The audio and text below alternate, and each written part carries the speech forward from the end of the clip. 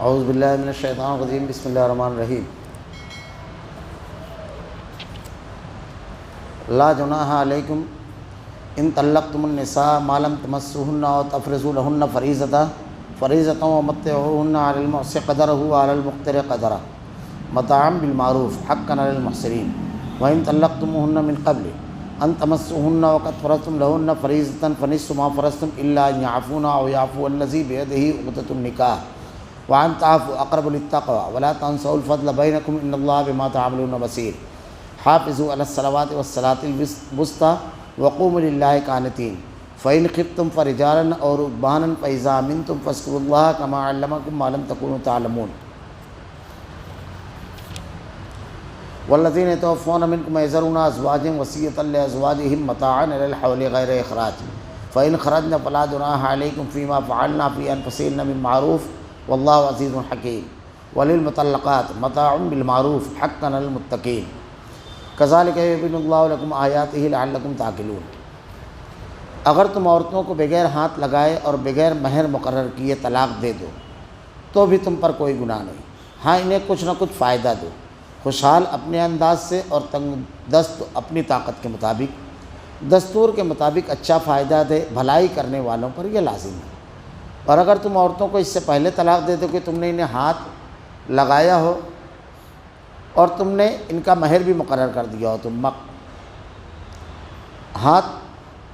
نے ان کا مہر بھی مقرر کر دیا ہو تو آدھا مہر دے دو، یا اور بات ہے کہ وہ خود معاف کر دیں، یا وہ شخص معاف کر دے جس کے ہاتھ میں نکاح کی گرہ ہے، تمہارا معاف کر دینا تقوی سے بہت نزدیک ہے، اور آپس کی فضیلت اور بزرگی فراموش نہ کرو، یقیناً اللہ تعالیٰ تمہارے اعمال کو دیکھ رہا ہے۔ نمازوں کی حفاظت کرو، بالخصوص درمیان والی نماز کی، اللہ تعالیٰ کے لیے باادب کھڑے رہا کرو۔ اگر تمہیں خوف ہو تو پیدل ہی صحیح یا سواری ہی صحیح، ہاں جب امن ہو جائے تو اللہ کا ذکر کرو جس طرح کہ اس نے تمہیں اس بات کی تعلیم دی جسے تم نہیں جانتے تھے۔ جو لوگ تم میں سے فوت ہو جائیں اور بیویاں چھوڑ جائیں وہ وصیت کر جائیں کہ ان کی بیویاں سال بھر تک فائدہ اٹھائیں، انہیں کوئی نہ نکالے، ہاں اگر وہ خود نکل جائیں تو تم پر اس میں کوئی گناہ نہیں، وہ اپنے لیے اچھائی سے کریں، اللہ تعالیٰ غالب اور حکیم ہے۔ طلاق والیوں کو اچھی طرح فائدہ دینا پرہیزگاروں پر لازم ہے، اللہ تعالیٰ اس طرح اپنی آیتیں تم پر ظاہر فرما رہا ہے تاکہ تم سمجھو۔ لا جناح علیکم ان طلقتم النساء فبلغن ان طلقتم النساء ما لم تمسوهن تفرضوا لهن فریضۃ ومتعوهن علی الموسع قدرہ وعلی المقتر قدرہ متاعا بالمعروف حقا علی المحسنین۔ اگر تم عورتوں کو بغیر ہاتھ لگائے بغیر مہر مقرر کیے طلاق دے دو تو بھی تم پر کوئی گناہ نہیں، ہاں انہیں کچھ نہ کچھ فائدہ دو، خوشحال اپنے انداز سے اور تنگ دست اپنی طاقت کے مطابق، دستور کے مطابق اچھا فائدہ دے، یہ بھلائی کرنے والوں پر یہ لازم ہے۔ مرد اور عورت ان کی جدائی کی جتنی شکلیں ہیں تقریباً سب بیان کی گئی، اس میں سے ایک شکل یہ ہے کہ کبھی کبھی نکاح ہو جائے، نکاح ہونے کے بعد زوجین کی، جیسا کہ میں پچھلے ہفتہ درس میں نے بیان کیا تھا، بدائی نہیں ہوتی ہے، ملاقات کی سبیل نہیں ہوتی، اور بیچ میں کچھ معاملہ ایسا ہو جاتا ہے کہ اب گاڑی آگے نہیں چلے گی، اس لیے یہی معاملہ ختم کر دینا چاہیے، تو صرف نکاح ہوتا ہے اور مہر تک کے مقرر نہیں ہوتا اس میں، اور نوبت طلاق بھی آ جاتی ہے۔ ایسی صورت میں اگر آدمی طلاق دیتا ہے تو ظاہر سی بات ہے کہ مہر بھی مقرر نہیں تھا اور دونوں کی ملاقات بھی نہیں ہے، تو ایسی صورت میں یہ حکم دیا گیا ہے کہ جس آدمی کی جیسی معاشی پوزیشن ہے اس کے مطابق کچھ نہ کچھ عورت کو دے کر کے رخصت کرے، خالی ہاتھ نہیں رخصت کرے گا۔ اگر ایک آدمی خوشحال ہے تو تھوڑا سا زیادہ دے گا، اور کم ہے تو اس کے مطابق دے گا۔ یہاں ایک بات یاد رکھنا چاہیے کہ شریعت کے جو احکامات ہیں، اللہ تعالیٰ نے علیم و خبیر ذات ہے، حکیم ذات ہے، اس لیے بندوں کی جیسی معاشی پوزیشن ہے اس کے مطابق ہے احکامات۔ ایسا نہیں ہے کہ بس ایک قانون بنا دیا گیا کہ آپ کو سالانہ اتنا دینا ہے، مہینے کا اتنا دینا ہے۔ ایک آدمی مہینے کا کما رہا ہے 4000 روپیہ، اور قانون کی قلم چل گیا کہ آپ کو 4000 روپیہ مہینہ اس کو دینا ہے، اب وہ خود کیا کھائے گا؟ دوسری بیوی کو اگر لائے گا، یا اس کے ماں باپ ہوں یا اس کے چھوٹے بھائی بہن ہوں، تو ان کی کفالت کیسے کرے گا؟ تو فیصلہ کرتے وقت، قلم چلاتے وقت لوگوں کے درمیان معاملہ کرتے وقت تو ہمیشہ اس کا لحاظ کیا گیا ہے۔ اللہ تعالیٰ کی ذات حکیم و علیم ہے، اس لیے اللہ نے ایسا حکم دیا جیسی معاشی پوزیشن ہو اس حساب سے وہ جو دینا چاہتا ہے۔ کچھ لوگوں نے اس کی حدود مقرر کی کہ اتنا پیسہ دیا جائے، غلام دیا جائے، یہ، لیکن شریعت نے کوئی تعین نہیں کیا ہے۔ اب اس لیے یہ کیا گیا کہ نہ مہر متعین ہوا تھا نہ اور ملاقات ہوئی تھی، لیکن اس کے باوجود دیکھیے ایک خاتون کا اگر صرف نکاح ہونے کے بعد بھی طلاق ہو جائے تو بہرحال ایک سوال اس کی ذات کے اوپر کھڑا ہو جاتا ہے، اس کو نقصان پہنچتا ہے۔ اور شریعت انسانی سماج اور معاشرے کے لیے، اللہ تعالیٰ جانتا ہے کہ معاشرے میں کیسے لوگ ہوں گے، ارے اس کا طلاق ہو گیا تھا، بدائی بھی نہیں کی، ایک سوال کھڑا ہو جاتا ہے۔ اس کی تسلی کا سامان اللہ رب العالمین نے کہ کچھ نہ کچھ اس کو مل جائے، اس کو کچھ نہ کچھ فائدہ ہو جائے، ایسا حکم اللہ تعالیٰ نے دیا۔ اس کی حکمت لوگوں نے جو بیان کی ہے۔ ایک دوسری صورت وَإِن طَلَّقْتُمُوهُنَّ مِن قَبْلِ أَن تَمَسُّوهُنَّ وَقَدْ فَرَضْتُمْ لَهُنَّ فَرِيضَةً فَنِصْفُ مَا فَرَضْتُمْ إِلَّا أَن يَعْفُونَ أَوْ يَعْفُوَ الَّذِي بِيَدِهِ عُقْدَةُ النِّكَاحِ، اور اگر تم عورتوں کو اس سے پہلے طلاق دے دو کہ تم نے انہیں ہاتھ لگایا ہو اور تم نے ان کا مہر بھی مقرر کر دیا ہو تو مقرر مہر کا آدھا مہر دے دو، یہ اور بات ہے کہ وہ خود معاف کر دیں۔ وَأَن تَعْفُوا أَقْرَبُ لِلتَّقْوَىٰ وَلَا تَنسَوُا الْفَضْلَ بَيْنَكُمْ إِنَّ اللَّهَ بِمَا تَعْمَلُونَ بَصِيرٌ، یا وہ شخص معاف کر دے جس کے ہاتھ میں نکاح کی گرہ ہے۔ تمہارا معاف کر دینا تقوی سے بہت نزدیک ہے، اور آپس کی فضیلت اور بزرگی کی فراموش نہ کرو، یقیناً اللہ تعالیٰ تمہارے اعمال کو دیکھ رہا ہے۔ یہ دوسری شکل ہوگی کہ نکاح ہوا، مہر مقرر تھا، لیکن وہ جو ملاقات ہے وہ نہیں ہوئی۔ اس صورت میں جب آدمی نے طلاق دیا تو اب یہ ہے کہ جو مقرر مہر تھا اس کی آدھی مہر وہ دے گا۔ اس میں بھی ایک شکل یہ ہے کہ یہ اور بات ہے کہ وہ خود معاف کر دے گی، یعنی لڑکی اگر خود معاف کر دے گی یا اس کے جو ذمہ دارہ ہیں وہ، لیکن یہ کہا کہ تمہارا معاف کر دینا تقویٰ سے بہت نزدیک ہے، آپس کی فضیلت اور بزرگی کو فراموش نہ کرو، یقیناً اللہ تعالیٰ تمہارے اعمال کو دیکھ رہا ہے۔ یعنی جس کے ہاتھ میں نکاح کی گرہ ہے اس کے ولی کے بارے میں کہا جا رہا ہے۔ یہ تمام امور میں جس میں کشیدگی بڑھ جاتی ہے اور رشتہ ٹوٹتا ہے تو ایسا حکم دیا گیا ہے کہ کچھ فیاضی کا آدمی مظاہرہ کرے، یعنی دینے کے وقت اس کا ہاتھ کشادہ رہے، کیونکہ فیاضی کا مظاہرہ اگر آدمی کرتا ہے تو جس شخص کے ساتھ وہ مظاہرہ کرتا ہے اس کا دل بھی اللہ تعالیٰ نرم کر دیتا ہے، اور وہ جو رشتہ ٹوٹنے کی وجہ سے جو دراڑ، جو تلخی آ گئی ہے اور مزاج میں جو بدمزگی پیدا ہو گئی ہے، اور شیطان جو ایک سازش کرتا ہے کہ مزید دشمنی کو آگے بڑھاتا ہے، وہ سب پر اس ایک چیز سے دیوار کھڑی ہو جاتی ہے، قدغن لگ جاتا ہے۔ حافظوا علی الصلوات والصلاۃ الوسطیٰ وقوموا للہ قانتین، نمازوں کی حفاظت کرو، بالخصوص درمیان والی نماز کی اللہ تعالیٰ کے لیے باادب کھڑے رہا کرو۔ مفسرین نے اکثر یہ کہا ہے، اکثر مفسرین نے، کہ یہاں پر صلاۃ وسطیٰ سے مراد عصر کی نماز ہے۔ اس کی بڑی اہمیت ہے عصر کی نماز کی حفاظت کی، کئی وجہ سے۔ ایک تو یہ کہ دن کے ایسے وقت میں ہے یہ عصر کی نماز جب آدمی کی مصروفیت کا وقت ہوتا ہے، یہ جو لوگوں کو بہت لمبا قیلولہ کرتے ہیں ان کے لیے بھی آزمائش ہو جاتی ہے، اور ایسا بھی ہے کہ آدمی صبح سے اٹھ کر کے دوپہر تک کام میں مصروف رہتا ہے، ظہر کا وقت تو کھانے کا ہوتا ہے، آدمی کو نماز کی فراغت مل جاتی ہے، مغرب کے اوقات تک کہ عموماً کام کے خاتمے کا وقت ہوتا ہے، تو یہ جو وقت ہے بہت زیادہ اہم ہے، اس لیے اس نماز کی خاص تاکید کی گئی۔ اور حدیث کے اندر آتا بھی ہے کہ اللہ کے نبی نے ارشاد فرمایا کہ فرشتے جو ہوتے ہیں ان کی ڈیوٹی بدلنے کا جو ٹائمنگ ہے وہ عصر ہے۔ اللہ رب العالمین سوال کرتا ہے کہ تم نے کس حالت میں میرے بندوں کو پایا؟ کہا رب العالمین جب گئے تو جب بھی وہ سجدے کی حالت میں تیری عبادت، تیری تسبیح، تیری بڑائی، تیری بزرگی بیان کر رہے تھے، اور جب لوٹے بھی تو ہم نے اسی حالت میں ان کو پایا۔ اور دن بھر کا جو فیصلہ ہے وہ بھی اسی وقت اترتا ہے کہ آج دن بھر میں 24 گھنٹے میں کیا چیز ہونے والی ہے، تمام چیزیں احادیث میں موجود ہیں۔ اللہ کے رسول صلی اللہ علیہ وسلم رحمت للعالمین تھے، ایک مرتبہ آپ کی زبان اقدس سے جو سخت جملے نکلے ہیں وہ اسی نماز کے لیے۔ غزوہ خندق کے موقع پر اللہ کے رسول صلی اللہ علیہ وسلم کی عصر کی نماز چھوٹ گئی۔ حضرت عمر رضی اللہ تعالیٰ عنہ نے غزوے پر، غزوہ جو تھا تو اس دن سنگ باری اور تیر اندازی اتنی ہوئی اور مشرکین نے اتنی کوشش کی کہ خندق پار کرنے میں کہ محاذ پر ڈٹے ہوئے تھے صحابہ کرام، تو موقع نہیں مل سکا۔ غروب کے بالکل قریب وقت میں حضرت عمر رضی اللہ تعالیٰ عنہ جو ایک دوسرے مقام پر تھے، انہوں نے نماز پڑھی۔ جب اللہ کے رسول کے پاس آئے تو ارشاد فرمایا کہ اللہ کے نبی، آج مشرکین کے حملے کی وجہ سے ہم نے بالکل غروب کے قریب نماز پڑھی۔ اللہ کے نبی نے ارشاد فرمایا میں نے ابھی بھی نہیں پڑھی۔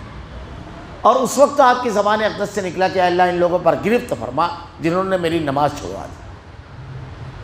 بعض روایت میں بڑے سخت جملے ہیں اللہ کے رسول صلی اللہ علیہ وسلم نے، اور اس روز نماز آپ نے مغرب کی نماز کے بعد عصر کی نماز پڑھی۔ اس کی بہت تاکید اس لیے کی گئی ہے کہ نماز کا اہتمام اور نماز کو پورے خشوع کے ساتھ اگر آدمی پڑھتا ہے تو نماز کی ایک خوبی جو اللہ تعالیٰ نے قرآن میں بیان فرمائی ہے، جو تقریباً ہر مسجد میں ٹائم ٹیبل کا جو بورڈ ہوتا ہے اس پر یہ آیت لکھی ہوتی ہے، ان الصلاۃ تنہا عن الفحشاء والمنکر، نماز برائی اور بے حیائی سے روکتی ہے، اور برائی اللہ کی نافرمانی ہے اور بے حیائی شیطان کے طریقے پر چلنا ہے، کیونکہ اللہ تعالیٰ نے ارشاد فرمایا ہے شیطان تم سے بے حیائی، دوسرے پارے میں اللہ نے ارشاد فرمایا کہ شیطان تم سے بے حیائی کا کام کرواتا ہے۔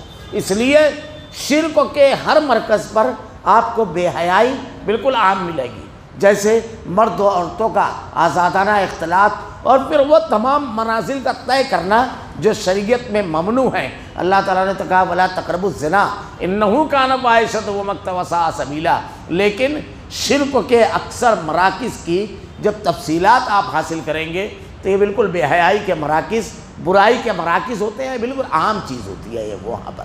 تو اللہ نے بیچ میں یہ جو نماز کا حکم دیا تاکہ دینی احکامات پر عمل کرنے والا آدمی جو ہے وہ برائی سے بچے، اللہ کی نافرمانی سے، اور بے حیائی کا کام نہ کرے۔ رشتے ٹوٹ رہے ہیں، اب یہاں پر بھی بہت زیادہ ہوتا ہے، وہ چیزیں زنوں شوہر کی لوگ بیان کرنے لگتے ہیں، دشمنی جب ہوتی ہے ایسے جھوٹے الزامات لگانے لگتے ہیں مردوں کی جو ہے اس کی مکمل ہونے یعنی مردانگی پر اعتراض ہوتا ہے، ایسی دشمنی جب ہوتی ہے طلاق کی، اور عورتوں کی عفت و عصمت پر یعنی ان کی پاکیزگی پر اعتراض۔ اب یہ اعتراضات آدمی آزاد رہتا ہے، لیکن اللہ نے کیا کہا؟ اللہ کے لیے باادب کھڑے رہو۔ ایک آدمی جب اللہ کی جناب میں 5 وقتوں کھڑا ہوتا ہے اور اللہم اغفر لی ورحمنی وہدنی وعافنی ورزقنی کہہ رہا ہے، مغفرت مانگ رہا ہے، اللہم انی ظلمت نفسی ظلما کثیرا یہ کہہ رہا ہے، نماز میں آدمی کہہ رہا ہے الحمدللہ رب العالمین، پھر دعا مانگتا ہے اہدنا الصراط المستقیم، مجھ کو سیدھا راستہ بتا، پھر نماز میں سلام پھیرنے کے بعد استغفار کر رہا ہے۔ یہ کیفیت اگر آدمی بار بار کرتا رہتا ہے تو یہ زبان پر نہیں، اس کی روح کی گہرائیوں تک کے اتر جاتی ہے، اور جب اترتی ہے تو پھر اللہم اغفر لی ورحمنی یاد رہتی ہے، اسے یاد رہتا ہے اہدنا الصراط المستقیم۔ تو جب یہ رشتہ ٹوٹتا بھی ہے تو وہ صراط مستقیم ڈھونڈتا ہے کہ اللہ تعالیٰ نے کیا حکم دیا ہے۔ اللہ تعالیٰ نے اور بھی حکمتیں ہیں جو اللہ نے اس کو بیچ میں بیان فرمایا طلاق کے احکامات کے۔ فَإِنْ خِفْتُمْ فَرِجَالًا أَوْ رُكْبَانًا فَإِذَا أَمِنْتُمْ فَاذْكُرُوا اللَّهَ كَمَا عَلَّمَكُم مَّا لَمْ تَكُونُوا تَعْلَمُونَ۔ اگر تمہیں خوف ہو تو پیدل صحیح یا سوار صحیح، یہ حالت خوف نماز مختلف ہے، جیسے فرض ہے، سنت ہے، نوافل ہے، وتر ہے، یہ تمام نمازوں کے ساتھ، عیدین کی نماز ہے، جنازے کی نماز ہے، استسقاء ہے، نماز کسوف ہے، نماز خسوف ہے یعنی چاند گرہن کی، سورج گرہن کی۔ تو اب مسافر ہے تو قصر ہے، تو جو لوگ میدان جنگ میں ہیں ان کے لیے یہ حکم ہے کہ جنگ کے میدان میں محاذ پر اگر ڈٹے ہوئے ہیں تو اس کی تفصیلات نماز کی جو احادیث میں بخاری وغیرہ میں بیان کی گئی ہے کہ 1 رکعت نماز پڑھیں گے اور کچھ فوجی بالکل ڈٹے رہیں گے امام کے اور نماز پڑھنے والوں کے بیچ میں، یہ اس صورت میں جب جنگ کی حالت ہے، محاذ پر ڈٹے ہوئے ہیں، کبھی بھی شروع ہو سکتی ہے جنگ، ایسی صورت میں، اور وہ 1 رکعت پڑھ کر کے پھر وہ آ جائیں گے اور بقیہ لوگ جا کر کے پڑھیں گے، پھر اس کے بعد یہ جا کر کے پڑھیں گے اور اس طرح یہ نماز پوری کریں گے۔ لیکن یہ خوف کی حالت کی نماز ہے، میدان جنگ میں جو سپاہی رہیں گے ان کے لیے یہ حکم ہے۔ اور جب امن ہو جائے تو اللہ کا ذکر کرو، جس طرح اس نے تمہیں اس بات کی تعلیم دی جسے تم نہیں جانتے تھے، پھر ویسے ہی پڑھنا ہے جیسے اللہ نے حکم دیا ہے۔ اب یہ دیکھیے، نہیں جانتے تھے بیان کیا، نماز کی حالت میں کچھ چیزیں کرنے کی اجازت ہے، کچھ چیزیں ہیں جس سے منع کر دیا گیا۔ صحابہ کرام کہتے ہیں کہ پہلے ہم لوگ نماز پڑھتے تھے تو آپس میں بات بھی کرتے تھے، سلام کا جواب بھی دیتے تھے، بہت ساری حرکتیں تھیں۔ آہستہ آہستہ سب چیز کو منع کر دیا گیا، بہت ساری تبدیلیاں ہوئی، گفتگو کرنے سے منع کر دیا گیا، سلام کا جواب دینے سے منع کر دیا گیا۔ حضرت معاویہ بن حرام کا واقعہ بڑا مشہور ہے کہ آپ شہر سے دور رہتے تھے، کافی دنوں کے بعد مسجد نبوی میں آپ آ کر کے نماز میں شریک ہوتے۔ ایک مرتبہ آئے، نماز میں کسی نے چھینکا، آپ نے اس کا جواب دے دیا۔ جب جواب دیا تو کہ حکم نازل ہو چکا تھا، ممانعت ہو چکی تھی، تو صحابہ کرام نے ان کو روکنے کے لیے اپنے پیروں پر مارا۔ تو ان کو بڑا عجیب لگا، تو انہوں نے جب دائیں بائیں دیکھا تو ساری نظریں ایسا لگ رہا تھا گھور رہی تھی۔ تو بولے میری ماں مجھ کو گم پائے، میں نے کیا حرکت کی؟ جب نماز ختم ہوئی تو حضرت معاویہ بن حرام رضی اللہ تعالیٰ عنہ ارشاد فرماتے ہیں کہ اللہ کے نبی صلی اللہ علیہ وسلم سے زیادہ شفیق اور کریم میں نے کسی کو نہیں دیکھا۔ آپ نے مجھ کو قریب بلایا، میرے سینے پر ہاتھ رکھا، حتیٰ کہ اس کی ٹھنڈک میں نے اپنے دل میں محسوس کی، اور کہا معاویہ، نماز اللہ کا ذکر ہے، اس میں تلاوت ہے، تسبیح ہے، تکبیر ہے، سلامتی ہے، بس اتنا کہا، نہ ڈانٹا نہ یہ سب کہ عمر کی اس منزل میں پہنچ گیا، تم کو احساس بھی نہیں ہے جب سب خاموش ہے تو تم کو نہ۔ اللہ کے رسول صلی اللہ علیہ وسلم کا تربیت کا طریقہ اتنا زبردست تھا کہ غلطی کرنے والا بھی اللہ کے نبی صلی اللہ علیہ وسلم کی تربیت پر کہتا کہ اللہ کے نبی کی تربیت کا یہ انداز تھا، اللہ تعالیٰ آپ پر بے شمار رحمت نازل فرمائے۔ ایسے بے شمار واقعات ہیں۔ اللہ کے رسول صلی اللہ علیہ وسلم جو نماز کی حالت میں کچھ چیزیں کرنے کی جو اجازت ہے، ایک چیز تو یہ تھی جس کی ممانعت ہے، ممانعت پہلے سن لیجئے کہ صحابہ کرام، صحیح مسلم کی روایت ہے اور امام مسلم رحمہ اللہ نے اس کو لائن سے لایا ہے، سلام پھیرتے وقت تو جیسے ہاتھ اٹھایا جاتا ہے، یعنی اس طرح لوگ ہاتھ اٹھایا کرتے تھے اوپر نیچے۔ اللہ کے نبی صلی اللہ علیہ وسلم نے نماز سے فراغت پانے کے بعد ارشاد فرمایا، کیا بات ہے، میں تمہیں دیکھتا ہوں کہ بتکے ہوئے گھوڑے کی دموں کی طرح تم اپنے ہاتھوں کو حرکت کرتے ہو، ایسا نہ کیا کرو۔ صحابہ کرام کہتے ہیں کہ اس کے بعد ہم نے قاعدے میں جب بیٹھتے تھے سلام پھیرتے وقت وہ ہاتھ کا اٹھانا بند کر دیا، اس کو روک دیا۔ کچھ چیزیں ایسی ہیں جو حالت نماز میں آدمی کر سکتا ہے جس کی اجازت ہے، جیسے مثلا اللہ کے نبی صلی اللہ علیہ وسلم نے نماز پڑھائی، آپ نے نماز پڑھائی، آپ کی نواسی امیمہ آپ کے ساتھ تھی، تو آپ جب سجدے میں جاتے تو اس کو الگ کر دیتے اور نہ اس کو اٹھا لیا کرتے تھے۔ ایک روایت تو یہ بھی ہے کہ آپ سجدے کی حالت میں تو آپ کے اوپر سوار ہو گئی، آپ نماز پڑھ رہے تھے تنہا، تو 70 مرتبہ آپ نے سبحان ربی الاعلیٰ کہا۔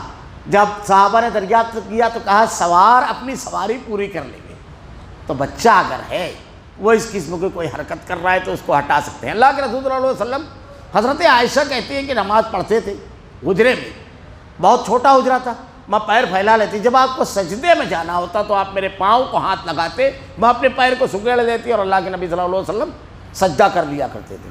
حضرت ابن عباس رضی اللہ تعالیٰ عنہ، جن کی خالہ تھی حضرت میمونہ، وہ کہتے ہیں کہ میں بہت چھوٹا تھا، عبداللہ ابن عباس رضی اللہ تعالیٰ عنہ، ایک مرتبہ رات میں اللہ کے نبی صلی اللہ علیہ وسلم نے وضو کیا، نماز کے لیے کھڑے ہوئے، میں ان کے سیدھی طرف جا کر کے کھڑا ہو گیا۔ مقتدی جو ہے دائیں طرف کھڑا رہے گا، بائیں طرف کھڑا ہو گیا، چونکہ علم نہیں تھا۔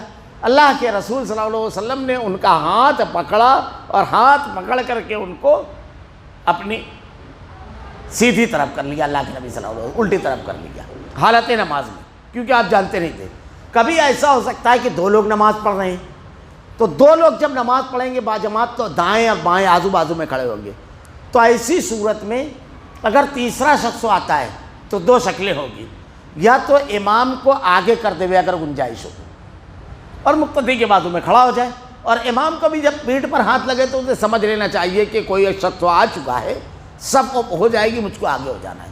یا پہلی صف میں اگر وہ لوگ نماز پڑھ رہے ہیں تو ایسی صورت میں مقتدی کے دونوں کاندھوں کو پکڑ کر کے آہستہ سے اس کو پچھلی صف میں لا کر کے اور اس کے بازو میں صف بنا کر کے، یہ حالت نماز میں ایسا عمل ہے جس کو کیا جا سکتا ہے۔ جس کی اجازت احادیث میں ہے۔ کبھی اگر ایسے مقام پر نماز پڑھ رہے ہیں کہ نماز کے لیے ہم کھڑے ہوئے، اندازہ نہیں تھا، سفر وغیرہ میں ہے، کہیں میدان میں ہے، یا کہیں اجتماعات بھی ہوتے ہیں، تو کبھی کبھی اجتماع گاہ کے منتظمین جو انتظام کرتے ہیں اس پنڈال سے باہر بھی پبلک چلی جاتی ہے، ایسا بھی ہوتا ہے۔ اب نماز کے لیے ہم کھڑے ہوئے تو کھڑے ہونے کے مقام پر یہ بھی ایک چیز ہے کہ پیروں کی چمڑی کچھ زیادہ یعنی سخت ہو اور کچھ اس کی موٹائی زیادہ ہوتی ہے، تو بنسبت دوسرے مقامات پہ وہ گرمی زیادہ برداشت کرتی ہے۔ لیکن جب سجدے کی حالت میں ہم گئے تو بہت گرم زمین ہے، تو ایسی صورت میں سجدے کے مقام پر کپڑا رکھ کر نماز پڑھ سکتے ہیں۔ ایک روایت حضرت عمرو بن عوف کے لوگوں کا معاملہ تھا، ایک نزاع اور جھگڑا ان لوگوں میں تھا۔ اللہ کے رسول صلی اللہ علیہ وسلم اس نزاع، اختلاف، جھگڑے کو ختم کرنے کے لیے تشریف لے گئے۔ یہ بڑی اہم بات ہے، اگر لوگوں کے درمیان نزاع ہے، جھگڑا ہے، وَالصُّلْحُ بَيْنَهُمَا خیر، بہت بڑی نیکی ہے۔ نفل نماز، نفلی عبادتوں سے بڑھ کر ہے یہ نہیں بولنا چاہیے ان کا جھگڑا ہے، مجھ سے کیا کرنا ہے۔ دشمنی اور عداوت کو ختم کرو، بلکہ حدیث میں آتا ہے کہ اللہ کے نبی نے کہا 3 مقامات پر جھوٹ بولنے کی اجازت ہے۔ اس میں سے ایک یہ ہے کہ 2 لوگوں کو ملانے کے لیے، یعنی 2 لوگوں میں دشمنی ہے تو اب ملانے کے لیے آپ یہ کہہ سکتے ہیں ارے وہ تو تیری بہت تعریف کر رہا تھا، ارے دشمنی ہے تو کیا پوچھنے جائے گا وہ، اور پوچھا بھی تو ہم نے حدیث پر عمل کیا، دل نرم ہوتا ہے۔ پھر اس سے بھی آپ ایسے ہی کہیں، دونوں ایک دوسرے کے قریب آئیں گے، اور اگر بات کھل بھی گئی تو کہہ دینا کہ حدیث پر میں نے عمل کیا ہے۔ لیکن یہ اچھی چیز ہے، لیکن ہمارے یہاں کیا ہے، میں تو اس کے منہ پر بولوں گا۔ غصے میں اگر دشمنی میں کوئی جملہ کوئی بول دیتا ہے، یہاں سچ نہیں بولنا، یہاں جھوٹ بولنا نیکی ہے، ملانا تو خیر۔ نزاع تھا، اللہ کے رسول صلی اللہ علیہ وسلم ان لوگوں کو سمجھانے کے لیے تشریف لے گئے۔ نماز کا وقت ہو گیا، صحابہ کرام نے جماعت بنا لی، نماز کے لیے کھڑے ہو گئے۔ حضرت ابو بکر صدیق رضی اللہ تعالیٰ عنہ امامت کر رہے تھے۔ حضرت ابو بکر صدیق رضی اللہ تعالیٰ عنہ امامت کر رہے تھے۔ اللہ کے نبی جب پیچھے سے تشریف لائے اور صحابہ کرام کو احساس ہوا کہ اللہ کے رسول صلی اللہ علیہ وسلم تشریف لائے، جگہ بنتی گئی اور پہلی صف میں بالکل چلے گئے اللہ کے نبی صلی اللہ علیہ وسلم۔ وہاں جب آپ تشریف لے گئے تو صحابہ کرام نے حضرت ابو بکر صدیق رضی اللہ تعالیٰ عنہ کے اشارہ کرنے کے لیے تالیاں بجانا شروع کی، کچھ آوازیں، کچھ تالیاں وغیرہ۔ ابو بکر صدیق رضی اللہ تعالیٰ عنہ کو بھی احساس ہو گیا، آپ فوراً پیچھے کی طرف ہٹے۔ اللہ کے نبی نے آپ کو روکا، لیکن آپ رکے نہیں، اللہ کے رسول صلی اللہ علیہ وسلم نے بقیہ نماز پڑھائی۔ اللہ کے نبی صلی اللہ علیہ وسلم نے نماز کے بعد ارشاد فرمایا کہ دیکھیے نماز میں یہ تالی پیٹنا یہ سب درست نہیں ہے۔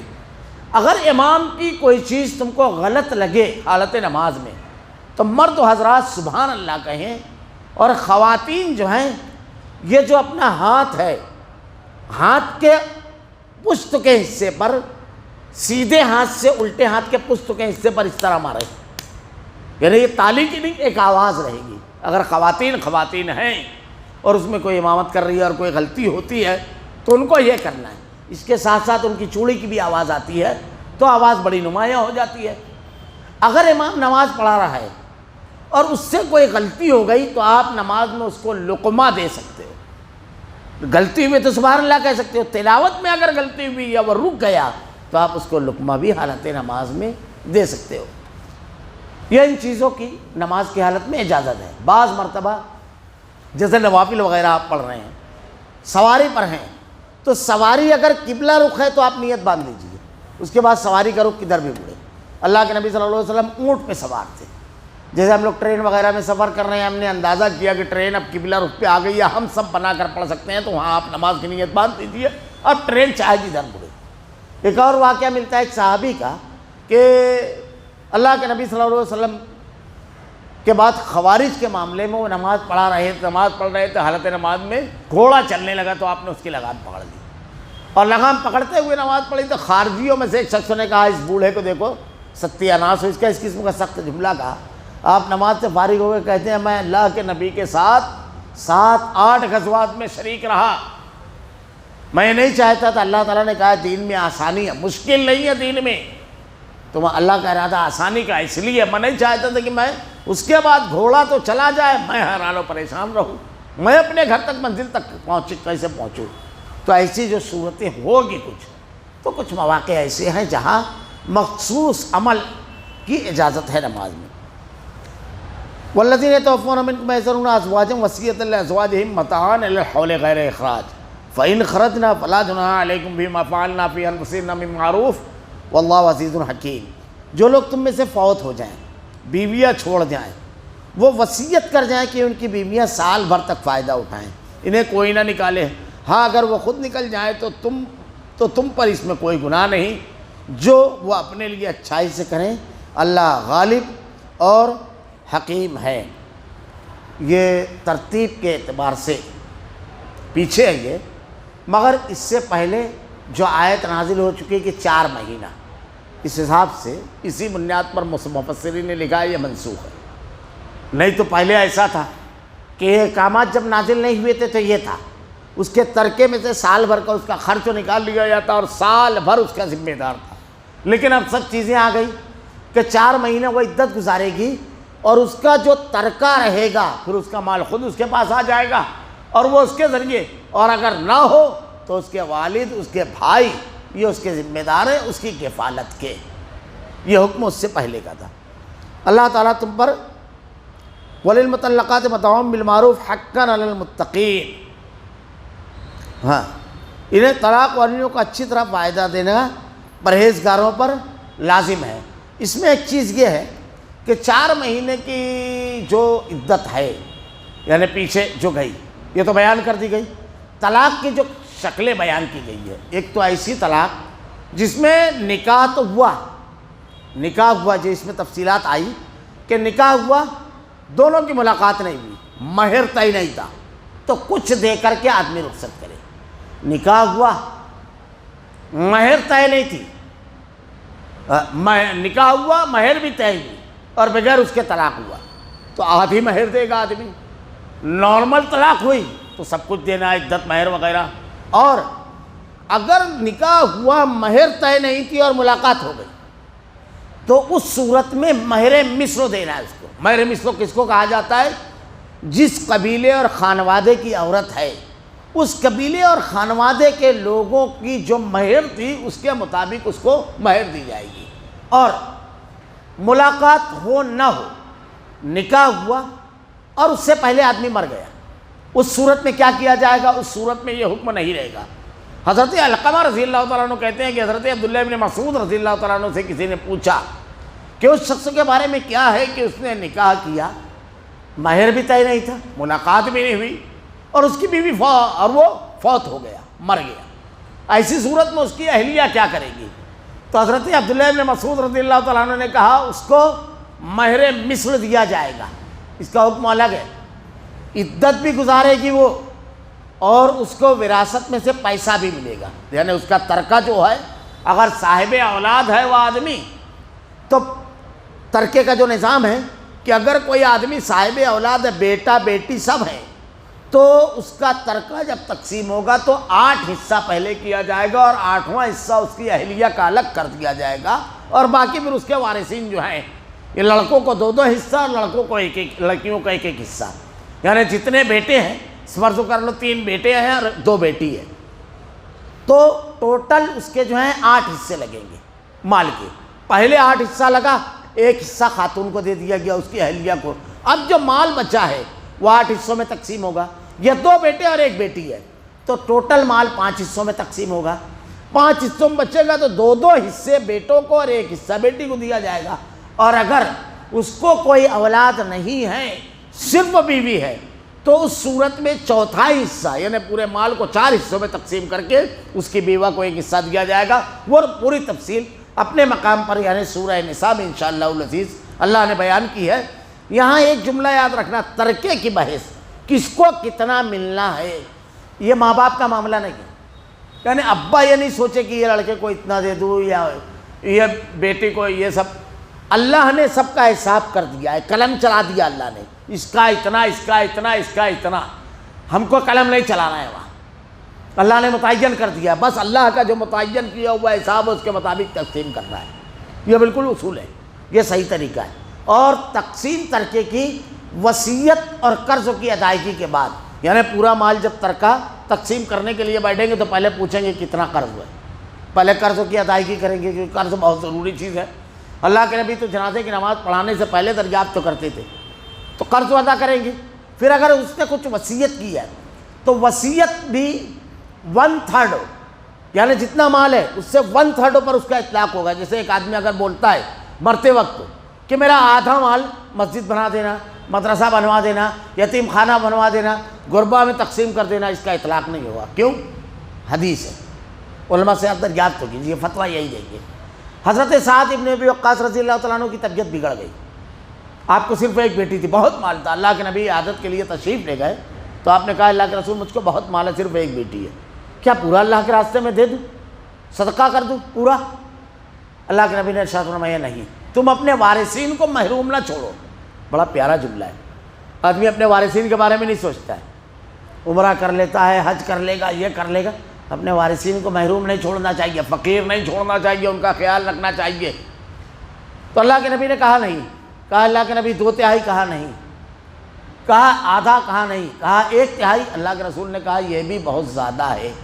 اس لیے علماء کرام سلف شارحین حدیث لکھتے ہیں کہ آدمی وصیت ہمیشہ 1/3 سے کم کی کرے, کیونکہ اللہ کے نبی نے اس کو بھی بہت زیادہ کہا ہے. اور اس سے زیادہ کی اگر وصیت ہوگی تو حدیث میں چونکہ اس کی اجازت نہیں ہے, اس لیے اس کو کالعدم قرار دیا جائے گا, اس کے اوپر فیصلہ نہیں دیا جائے گا. یعنی آدھے کی اگر ہے تو 1/3 پر اس کا صرف اطلاق ہوگا. تو اگر وہ بیوی جو ہے اس کا شوہر کی وفات ہو گئی ہے تو اس کو ترکہ بھی ملے گا اور یہ بھی ہوگا. آخری چیز اب اللہ نے بیان فرمائی, وَلِلْمُطَلَّقَاتِ مَتَاعٌ بِالْمَعْرُوفِ حَقًّا عَلَى الْمُتَّقِينَ. طلاق والیوں کو اچھی طرح فائدہ دینا پرہیزگاروں پر لازم ہے.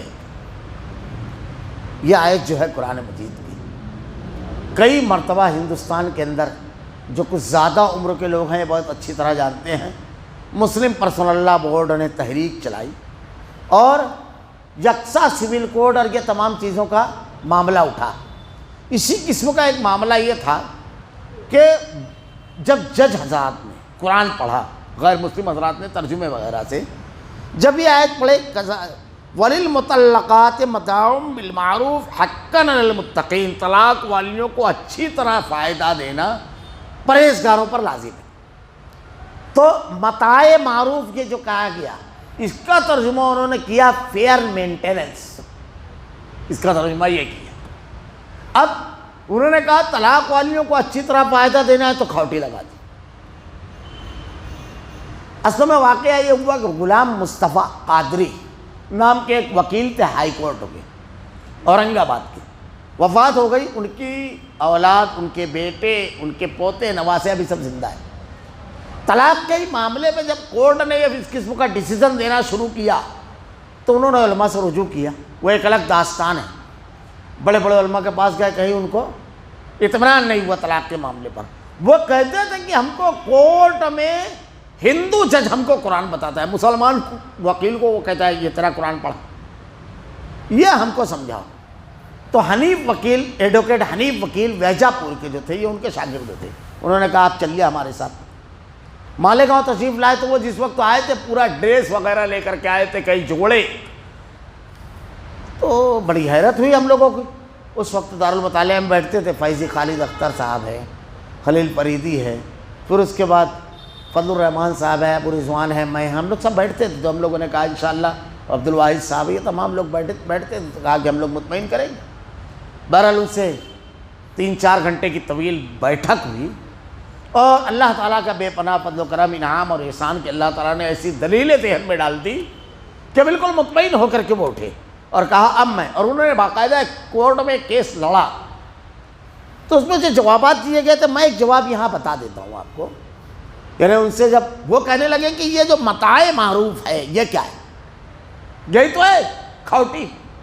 تو میں نے ان سے پوچھا وکیل صاحب سے کہ آپ یہ بتائیے کہ آپ اس کو کھوٹی کہتے ہیں, نان و نفقہ جو ہے عدت کے درمیان جو دیا جاتا ہے, عدت کس کو بولتے ہیں؟ اس مدت کو جو طلاق کے بعد عورت گزارے اس کو کہتے ہیں عدت. 3 مہینہ, یہ 3 مہینے کی عدت میں جو اس کو خرچ دیا جاتا ہے اس کو کیا کہا جاتا ہے؟ نانو نفقہ اس کو کہا جاتا ہے. برابر ہے؟ کہا ہاں. اس کا الگ نام کیوں ہے؟ اس کے اخراجات ہیں نا یہ, اس کے کھانے پینے کا سب خرچ ہے، اس کو نان و نفقہ کہا جاتا ہے۔ اس کو متاع معروف کیوں کہا گیا؟ یہاں بھی نان و نفقہ کہنا چاہیے تھا کہ اب زندگی بھر نان و نفقہ دے متعلقہ خاتون کو، اگر آپ یہ ترجمہ کر رہے تو یہ تو احسان والی کوئی چیز الگ چیز ہے، اور اس کی احادیث میں وضاحت بھی ہے۔ متاع معروف کا مطلب یہ ہے کہ آپ کی طرف جو نکلتا ہے اس سے آپ کچھ زیادہ دیں، کچھ جھکتی ڈنڈی رکھیں۔ جیسے کسی صحابی نے ایک جوڑا کپڑا دے دیا، کسی صحابی نے اناج دے دیا، متاع معروف یہ ہے، یعنی ایسی چیز جو آپ کی طاقت میں ہو، آپ دے سکتے ہیں اور معاشرے میں قابل قبول ہے، اس کی ضرورت کی چیز ہو، اس سے وہ خوش ہو جائے۔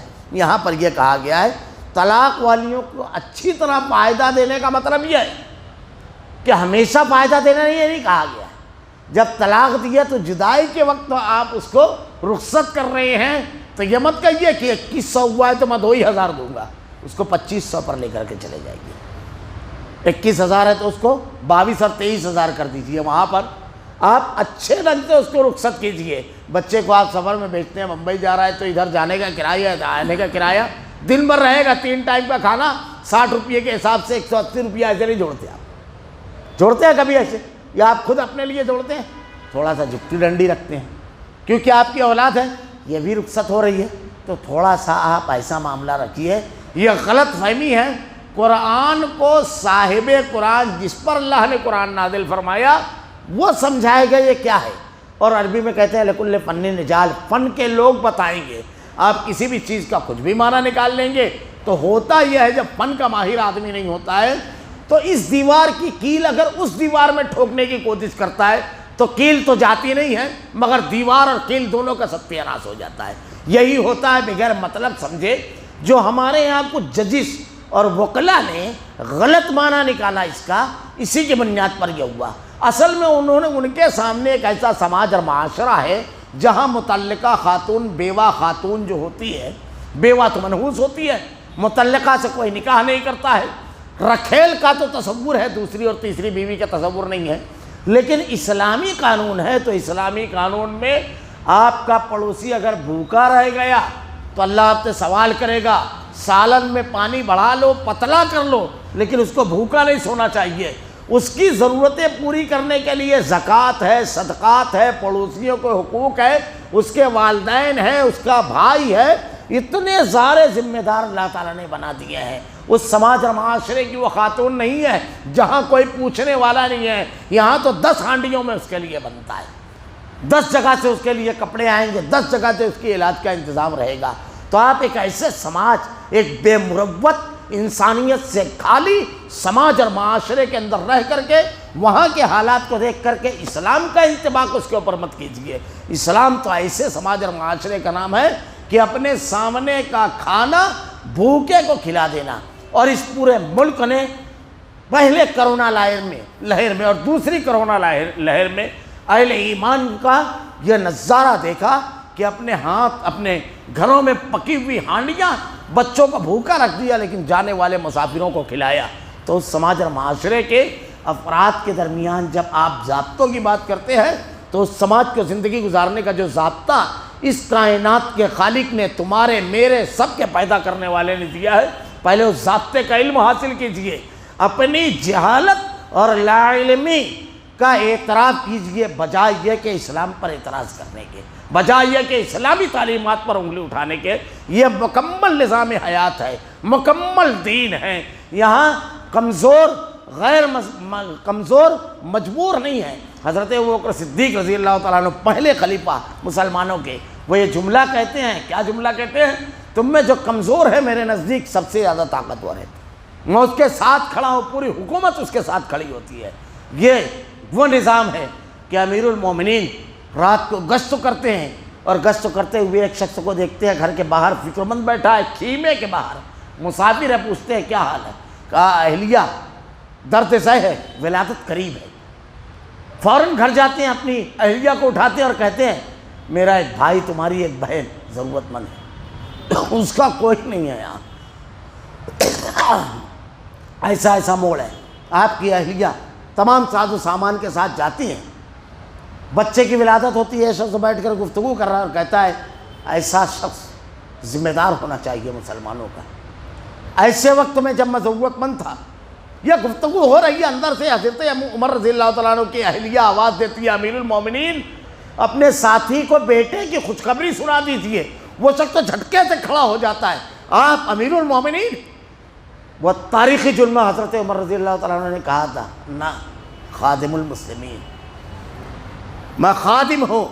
یہاں تو امیر المومنین کھڑا ہوتا ہے ایک بے سہارا کے لیے، یہاں یہ تصور نہیں ہے۔ تو نہ سمجھیے کہ بنیاد پر ان لوگوں نے یہ کیا۔ کذالک یبین اللہ لکم آیاتہ لعلکم تعقلون۔ اور ذرا طلاق کی آیتیں ابھی پیچھے پڑی گئی، ذرا دیکھیے ہر جگہ کیسے کشادہ دلی، نرمی، نزاع کے موقع پہ خوشدلی کا مظاہرہ کرنے کا حکم دیا گیا ہے۔ مرد کو کہا گیا بہتر ہے کہ تو پوری دے دے، ورنہ آدھی دینا ہے۔ عورت کو کہا گیا تو معاف کر دے، یعنی دونوں طرف سے نرمی کا معاملہ رہے، حکم ایسے کیا جاتا ہے۔ قانون کی ڈنڈا پکڑ کر نہیں، اخلاق، انسانیت، مروت، رواداری کے جذبوں کو پروان چڑھتے ہوئے حکم دیا جاتا ہے۔ اسلامی قانون کے بارے میں ایک جملہ اکثر کہتا ہوں، دنیا نے قانون کی نفسیات کو سمجھا ہی نہیں ہے۔ دو تین حیثیت سے، پہلا تو یہ، ہمارے یہاں جیسے ہاتھ کاٹنا کہتے ہیں بڑا سخت ہے، چوری کی سزا، زانی کو رجم کر دینا، قاتل کو قتل کر دینا۔ اصل مسئلہ کیا ہے؟ ہم مجرم کو دیکھ رہے ہیں کہ اس کا ہاتھ کٹا ہے، زانی کو پتھر مارا جا رہا ہے اس کو اس طرح دیکھ رہے ہیں، یا کوڑے لگائے جا رہے ہیں، قاتل کو قتل کو دیا رہا تو اس کو دیکھ رہے ہیں کہ قتل۔ قانون ظالم کی گود میں بیٹھ کر نہیں بنائے جاتے، مظلوم کی آہوں اور سسکیوں کو سامنے رکھ کر بنایا جاتا ہے۔ قانون مظلوم کو انصاف دینے کے لیے ہے، ظالم سے ہمدردی کرنے کے لیے نہیں ہے۔ جس کا سب لوٹ کر کے چلا گیا چور، اس کے لڑکے کا ایڈمیشن ہونا تھا، اس کا کیریئر ختم، اس کی بچی کی شادی تھی، سارا ساز و سامان، اس کی ماں کا علاج کرنا تھا، سب چور لے کر کے چلا گیا۔ ذرا اس مظلوم سے پوچھو کہ کیا کرا جائے اس سے، چور کے ساتھ، وہ آپ کو سمجھائے گا۔ مظلوم کو انصاف دینے کے لیے قانون بنتا ہے، نہ کہ ظالم سے ہمدردی بتانے کے لیے۔ یہی چیز تھی۔ دوسری بات، انسانی زندگی کا سب سے قیمتی سرمایہ کیا ہے جانتے ہیں؟ آزادی، سب سے قیمتی سرمایہ۔ اور دنیا میں لوگ ایک جملہ کہتے ہیں لا علمی کی وجہ سے کہ 1712 میں پیدا ہونے والا فرانسیسی مفکر روسو، جس نے ایک کتاب لکھی معاہدہ عمرانی، اس میں وہ لکھتا ہے کہ انسان آزاد پیدا ہوا، میں اسے زنجیروں میں جکڑا ہوا دیکھتا ہوں۔ 1712 میں پیدا ہونے والے اس مفکر کو لوگ آزادی کا بانی کہتے ہیں۔ جو لوگ یہ کہتے ہیں وہ تاریخ نہیں جانتے، تاریخ کا علم نہیں ہے۔ اس سے، یہ 1712 کی بات ہے، اس سے بہت پہلے حضرت عمر رضی اللہ تعالیٰ عنہ نے ارشاد فرمایا تھا ملک شام کے گورنر عمرو بن عاص کو کہ اے لوگوں کی ماؤں نے ان کو آزاد جنا ہے، تم نے کب سے لوگوں کو غلام بنانا شروع کر دیا؟ یہ تاریخی جملہ۔ اور اس سے پہلے محمد رسول اللہ صلی اللہ علیہ وسلم نے حجۃ الوداع کے موقع پر بین الاقوامی انسانوں کا عائلی دستور میں یہ اعلان کیا تھا کہ کسی عربی کو، کسی اجمی پر، کسی گورے کو، کسی کالے پر کوئی فوقیت نہیں ہے۔ اسی لیے انسانی آزادی کی قدر و قیمت اگر کسی نے کی ہے تو اسلام نے، سب سے قیمتی سرمایہ ہے۔ آپ آدمی کو غلام بنا لو، کوئی فرق نہیں پڑتا ہے، غریب ہو، کمزور ہو، سب، لیکن غلامی، آزادی کا سودا آدمی نہیں کرتا ہے۔ اور اسلام نے اس کی قدر کی ہے، اس لیے ہمارے یہاں قید کی سزا کا کوئی تصور نہیں ہے، کیونکہ انسانی زندگی کا قیمتی سرمایہ ہے آزادی۔ اسلام نے اس کو سمجھا ہے، صرف تحقیقات کے پیریڈ میں قید ہے بس، ورنہ کیا ہوتا ہے؟ اب اس پر بحث کریں تو لمبی بحث ہوگی، انشاءاللہ قانون کے جہاں پر گفتگو ہوگی، بحث آئے گی۔ وَكَتَبْنَا عَلَيْهِمْ فِيهَا أَنَّ النَّفْسَ بِالنَّفْسِ وَالْعَيْنَ بِالْعَيْنِ وَالْأَنْفَ بِالْأَنْفِ، وَالسَّارِقُ وَالسَّارِقَةُ، وہاں پر میں تفصیلی گفتگو کروں گا۔ اگر ایک جملہ کہوں صرف، ایک آدمی چوری کیا، آپ نے 3 سال اس کو اندر کر دیا، اب اس کی بیوی نے کیا کیا، اس کے بچوں نے کیا کیا، اس کی زندگی میں اس کی بیوی بیوہ ہو گئی، بچوں کو جو پیٹ بھرنے کے لیے کمانے والا تھا وہ تو جیل کی سلاخوں کے پیچھے سے بھیک مانگیں گے۔ ہمارے یہاں تو اسکول میں بھی جاتا ہے تو آدمی اتنی فیس ہے، نہیں تو اتنا بڑا بستہ ہے کہ وہی بہت بڑا بجٹ ہے، وہاں تو کھانے کے لیے نہیں ہے۔ ایک خاتون سے 4 مہینہ اس کا شوہر دور رہ سکتا ہے، کیا وہ برائی کے راستے پر نہیں چلے گی؟ یہ حضرت برائی کے راستے پر نہیں جائیں گے؟ بہت سارے سوالات ہیں جو منہ پھاڑے کھڑے ہیں، اور مفکرین، فلاسفہ، لمبی لمبی دانشورانہ گفتگو کرنے والے خاموش ہیں ان سوالوں کے سامنے۔ جیل میں جاتا ہے اچھا خاصا آدمی، نامردی کا شکار ہو کر کے آتا ہے، ایسے واقعات ہیں۔ کیوں ہوتا ہے یہ سب؟ غیر فطری اور غیر بالکل عقلی نظام کے تحت یہ ہوتا ہے، یہ کڑوی سچائیاں ہیں۔ تو اس لیے قانون کی نفسیات سمجھنا، قانون کے تقاضے اور ضرورت اور انصاف، مظلوم کا کے اوپر ہوا ظلم، اس کو انصاف چاہیے، ظالم کیفر کردار تک پہنچے، معاشرے سے جرائم کا خاتمہ ہو، یہ تمام پہلوؤں پر غور کرنے کے بعد دستور بنتا ہے۔ ورنہ انسان کیسا دستور بتاتا ہے؟ ایک مثال دے کر کے بات ختم کر دوں گا۔ جمہوریت، جمہوریت بہت چلاتے ہیں لوگ، بہت شور مچاتے ہیں۔ یہ جمہوریت کیا ہے؟ کہتے ہیں نا جمہوریت انسانی نظام میں سب سے اچھا نظام ہے۔ ایک طرف اگر 10 گدھے ہوں اور ایک طرف 9 انسان، تو کون جیتے گا؟ جس طرف 10 گدھے ہوں۔ یہاں اقبال نے کہا تھا کہ بندوں کو گنا کرتے ہیں تولا نہیں کرتے۔ اگر سارے دانشوران، مفکرین اور صاحب نصاب، صاحب کتاب لوگ ایک طرف 5 کھڑے ہوں اور ایک طرف 9 جاہل کھڑے ہوں، تو کون جیتے گا؟ 9 جاہل جیت جائیں گے اور آگے بڑھ گئے۔ ہمارے یہاں کہتے ہیں عوامی نمائندہ، میری تو سمجھ ہی میں نہیں آتا۔ اعتراض کیا گیا اس کے اوپر، بھائی ایک علاقے کے اندر آپ ریشو اٹھا دیجئے، 60% ووٹنگ ہوتی ہے، 100% ووٹنگ کہیں نہیں ہوتی ہے۔ 60% لوگوں نے ووٹ دیا۔ اب 60% لوگوں نے جب ووٹ دیا تو 6 کینڈیڈیٹ اس میں کھڑے تھے۔ اب 6 کینڈیڈیٹ میں ایک آدمی کو 20% ملا، کتنا بچا؟ 40۔ ایک کو 15% ملا، کتنا بچا؟ 25 بچا نا۔ اب 5% ایک کو ملا، 20۔ ایک کو 7% ملا، کتنا بچا؟ 13۔ ایک کو 3% ملا، ایک کو 10% ملا، ہو گیا۔ سب سے زیادہ ووٹ کس کا تھا؟ 20% والے کا۔ 80% لوگوں نے جس کو ریجیکٹ کیا، وہ 80% لوگوں پر لاد دیا گیا۔ یہ ہے جمہوریت۔ 80% لوگوں نے اس کو ووٹ نہیں دیا، اور ووٹ دینے والے بھی 40% لوگوں نے اس کو ریجیکٹ کیا، اس کو لاد دیا گیا۔ اب کہتے ہو عوامی، میری تو سمجھ کے باہر ہے۔ خیر، سوالات بہت سارے اٹھائے جا سکتے ہیں۔ کسی بھی نظام اور سسٹم کو باریکیوں کے ساتھ سمجھنے کے بعد ہی اس پر گفتگو کی جائے گی۔ باتیں بہت ساری کی جا سکتی ہیں۔ اسلام نے جو قانون دیا ہے، اللہ تعالیٰ خالق ہے، خالق فطرت نے فطرت انسانی کے نباز محمد رسول اللہ صلی اللہ علیہ وسلم کے ذریعے جو قانون دیا ہے، یہ فطری قانون ہے۔ اسی میں انسانوں کے مسائل کا حل ہے، مظلوموں کے ساتھ انصاف ہے، نزاعات کا خاتمہ ہے، حقوق کی دستیابی ہے، اخوت و مروت کی آبیاری ہے، تمام کے تمام لوگوں سے تعلقات کا استوار ہونا ہے، رحم دلی ہے۔ تمام چیزیں اس کی بنیاد پہ رہے گی۔ اللہ تعالیٰ سے دعا ہے الہ العالمین جو کچھ احکامات تو نے زندگی میں ہمیں عطا کیے ہیں، اللہ ان پر عمل کرنے کی توفیق دے۔ الہ العالمین صراط مستقیم پر گامزن کر دے، نزاع کے وقت بھی، خوشی کے وقت بھی، غم کے وقت بھی، تنہائی میں بھی اور مجلس میں بھی۔ اللہ تیرے کلام کی آیتیں اور تیرے نبی کی احادیث کو ہمارا کردار و عمل بنا دے۔ رب العالمین الہ العالمین ہمارا خاتمہ ایمان پر فرما۔ ربنا لا تزغ قلوبنا بعد إذ هديتنا وهب لنا من لدنك رحمة إنك أنت الوهاب۔ سبحانك اللهم وبحمدك أشهد أن لا إله إلا أنت أستغفرك وأتوب إليك۔